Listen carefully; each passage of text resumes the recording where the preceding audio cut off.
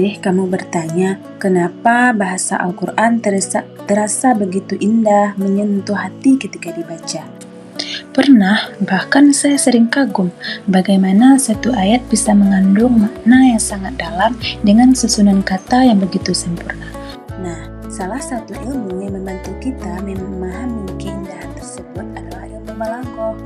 Betul, pada kesempatan ini kita akan berbagi refleksi pembelajaran balaghah Al-Quran mulai dari pengertiannya, ruang lingkupnya, hingga pembahasan khobar, insya, amar, dan nahi. Kalau begitu, apa sebenarnya yang dimaksud dengan balaghah? Balaghah adalah ilmu yang mempelajari cara menyampaikan makna dengan bahasa yang indah, jelas, dan sesuai dengan kondisi pendengar. Jadi, balaghah bukan hanya tentang keindahan bahasa. Betul, balaghah juga mengajarkan bagaimana pesan dapat tersampaikan secara efektif sehingga mudah dipahami oleh orang yang mendengar. Tidak heran jika balaghah menjadi salah satu ilmu penting dalam memahami kemuliaan Al-Quran. Lalu, apa saja ruang lingkup balaghah Al-Quran? Balaghah Al-Quran memiliki 3 cabang utama, yaitu ilmu ma'ani, ilmu bayan, dan ilmu badiah. Apa saja yang dipelajari dalam ilmu ma'ani? Pasti dan kondisi pembicaraan di dalamnya terdapat pembahasan seperti khobar dan insya. Kalau ilmu bayan membahas cara mengungkapkan makna melalui berbagai gaya bahasa seperti tasybih, majaz, dan kinayah. Maknanya menjadi lebih jelas dan mudah. Sedangkan ilmu badiah membahas keindahan lafaz dan makna dalam satu ungkapan. Benar, 3 cabang inilah yang menunjukkan keindahan dan keistimewaan bahasa Al-Quran. Dalam ilmu ma'ani, kita mempelajari khobar dan insya. Apa sih perbedaan keduanya? Khobar adalah kalimat yang berisi informasi atau berita yang dapat dinilai benar atau salah. Bisa memberikan contoh? Tentu firman Allah, Innallaha ghafurur rahim. Sesungguhnya Allah Maha Pengampun lagi Maha Penyayang. Ayat tersebut memberikan informasi tentang sifat Allah sehingga termasuk khobar. Lalu bagaimana dengan insya?